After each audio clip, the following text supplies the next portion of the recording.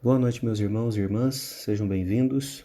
Hoje é a nossa segunda mensagem da série de mensagens sobre a oração dominical e nós faremos a leitura e a exposição da segunda afirmação dessa oração, sendo que na semana passada nós fizemos a primeira afirmação. Então, abra, por favor, a sua Bíblia. Em Mateus capítulo 6, nós leremos dos versos 9 a 13. Diz assim: Portanto, vós orareis assim: Pai nosso que estás nos céus, santificado seja o teu nome, venha o teu reino, faça-se a tua vontade, assim na terra como no céu. O pão nosso de cada dia dá-nos hoje e perdoa-nos as nossas dívidas, assim como nós temos perdoado aos nossos devedores. E não nos deixes cair em tentação, mas livra-nos do mal, pois teu é o reino, o poder e a glória para sempre. Bom, irmãos, a primeira parte dessa oração são afirmações relacionadas a Deus e as demais afirmações relacionadas com o nosso cotidiano. Da mesma forma que os 10 mandamentos, eles ficaram divididos como os 4 primeiros relacionados a Deus e os outros 6 relacionados à relação entre as pessoas, a oração do Pai Nosso também tem esse mesmo sentido. Quando nós olhamos então para essa afirmação de santificado seja o teu nome, muitas vezes surgem algumas dificuldades nesse entendimento, né? Como que nós podemos santificar o nome de alguém que já é santo, né? Então, são algumas questões que são pertinentes, que são importantes e que nós precisamos estudar para ter um entendimento melhor e para fazer, né, aquilo que nós estamos nos propondo na oração, né? Talvez nós nunca tenhamos parado para analisar ponto a ponto o que a oração que Jesus ensinou significa, e é importante que a gente faça isso. Bom, a primeira parte desse nosso encontro de hoje vai ser relacionado a definir algumas coisas que estão sendo pedidas na oração e depois 2 aplicações. Então, a primeira dessas coisas é a palavra que aparece para nós aqui como santificado, né? Essa palavra ela vai voltar a uma raiz, a uma origem, que é no grego, né? Hagios. E essa palavra ela tem um sentido primeiro de tornar algo diferente ou tornar algo separado. Então, quando se designava uma construção física para que ela fosse um templo de adoração, usava essa palavra, né? Hagios, dizendo que ela tinha sido separada para um trabalho específico, ela tinha sido separada para algo que não poderia se misturar ao uso do cotidiano. Isso é um primeiro entendimento, mas quando nós olhamos para aquilo que Deus fez com o seu povo, nós também temos esse conceito de hagios, ou seja, Deus separou as pessoas de outras para que essas pessoas vivessem, pensassem e cumprissem determinadas coisas em prol de reconhecer o seu nome e de adorar a Ele. Então essas pessoas elas foram separadas, ou seja, elas foram santificadas. Quando nós oramos dizendo santificado seja o teu nome, nós estamos dizendo, Senhor, nós precisamos separar, nós precisamos colocar aquilo que é do Senhor de uma forma distinta das coisas que são do cotidiano. Eu não posso tratar o Senhor como eu trato as coisas do cotidiano. Voltando um pouco na oração, quando nós aprendemos que Jesus nos ensinou a chamar a Deus de Pai, nós podemos entender então que nós não temos um Pai comum no Pai Celestial. Esse Pai Celestial, ele está separado, ele está designado a uma função diferente daquela que nós encontramos, daquela que nós temos de um pai comum, né? de um homem que gera uma criança, certo? Então, o primeiro conceito que a gente precisa ter muito claro para nós é esse conceito da santificação. Quando nós falamos santificado seja o seu nome, nós não estamos dizendo que Deus precisa que nós façamos algo para que ele seja reconhecido como santo, mas nós estamos assumindo esse entendimento de que o nome dele, de que ele em si é diferente, ele é acima, ele é mais especial, ele é mais importante do que nós, do que as pessoas do nosso convívio, né? A segunda palavra que precisa de explicação aqui é quando diz seja o teu nome, né? E aí muitas vezes a gente pode pensar que o problema é relacionado àquela questão do terceiro mandamento, né, dos 10 mandamentos, que é não usar o nome de Deus em vão. E aqui nós precisamos relacionar sim uma coisa com a outra. Isso porque no hebraico, né, na cultura que primeiro experimentou essa intimidade com Deus, o nome não era simplesmente um registro para que você pudesse diferenciar uma pessoa da outra. O nome, ele trazia em si o caráter, a personalidade, a natureza dessa pessoa. Então, o significado do nome era muito importante naquela época, né? Existem até algumas pessoas que dizem que, e isso é muito questionável, né?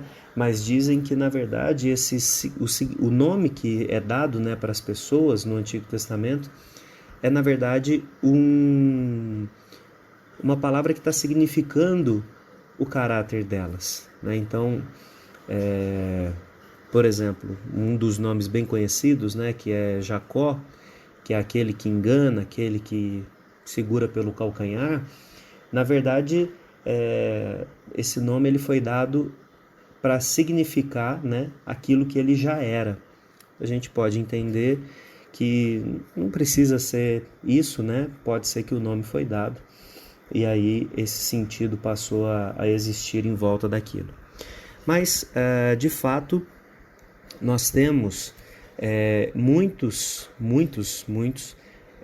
pessoas no Antigo Testamento, pessoas no Novo Testamento também, que o nome que elas têm, de fato, traduzem, né, aquilo que elas têm no seu caráter.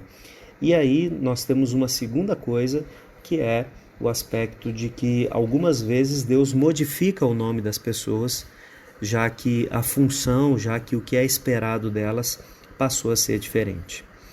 Quando eu disse que nós precisamos relacionar o santificar o nome de Deus aqui com o terceiro mandamento, eu digo isso porque, de fato, lá no terceiro mandamento, não está dizendo que usar o nome de Deus em vão é um pecado, porque nós falamos, por exemplo, meu Deus do céu, quando nós nos assustamos. Então eu usei o nome de Deus em vão. Ou então eu sei lá, falar alguma coisa e usar o nome Jesus no meio da frase. Não é esse sentido que está sendo dito ali. A ideia é exatamente essa, de que quando nós usamos o nome, nós estamos trazendo a figura da pessoa, a personalidade, caráter, natureza da pessoa para aquilo que nós estamos fazendo.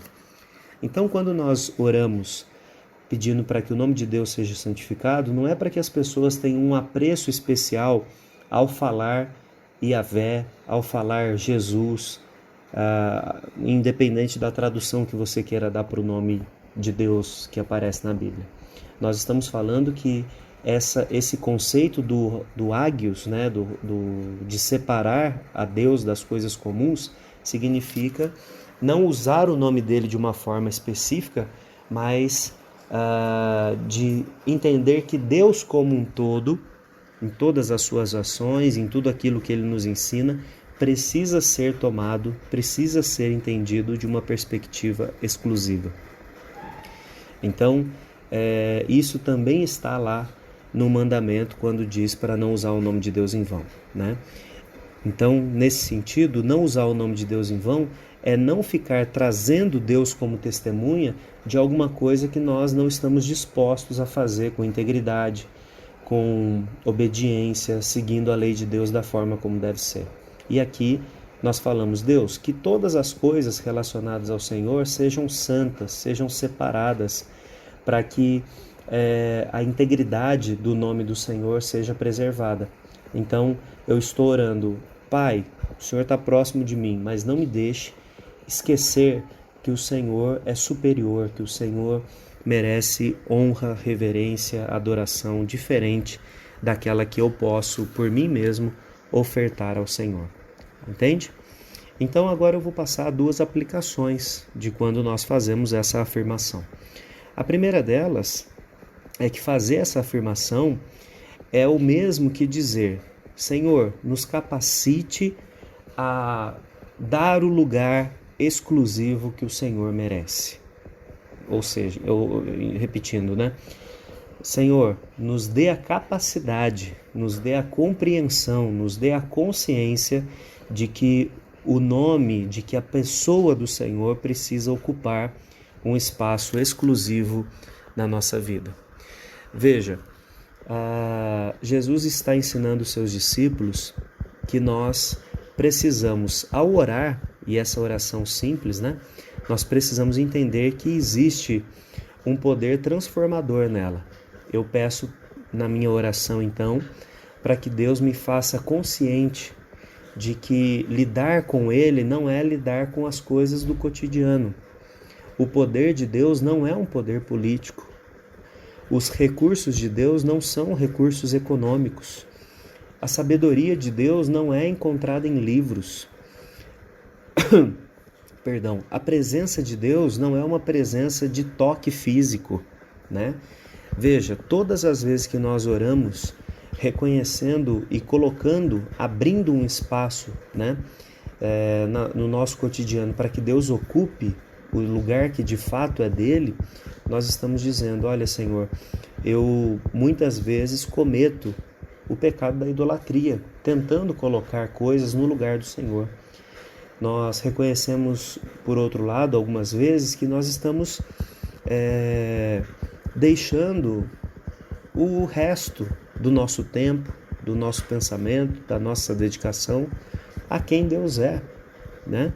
Então, orar, santificado seja o teu nome, pode ser uma das frases mais difíceis para que a gente interprete nessa oração que Jesus nos ensinou, mas é uma frase, né, uma afirmação que nós fazemos seríssima, que tem implicações seríssimas, né, para a nossa vida. Porque pensa bem, muitas vezes essa oração ela é usada como um mantra, né, como nós colocamos na semana passada, ou como uma palavra mágica. E aí você vai e faz essa oração, né, antes de fechar um negócio, antes de entrar no seu trabalho, antes de conversar com alguém, ou até mesmo antes de entrar na sua casa depois de um dia de trabalho. Então você ora, Deus, né? Pai nosso que estás no céu, santificado seja o teu nome. E nós estamos ali pedindo para que Deus organize, para que Deus determine todas as coisas no lugar que é devido. E aí quando nós entramos no emprego, nós fazemos coisas erradas. Quando nós entramos na nossa casa, nós maltratamos a nossa família. Quando nós vamos nos alimentar, quando nós vamos fazer as coisas, nós maltratamos o nosso corpo. Entende o ponto? O ponto aqui é dizer que você pode simplesmente estar repetindo essas palavras sem nenhum significado. E o que nós temos aqui é o aspecto de que, ao orar essa frase, nós estamos pedindo para que Deus nos faça capazes de entender o lugar exclusivo, primordial, principal dele nas nossas vidas.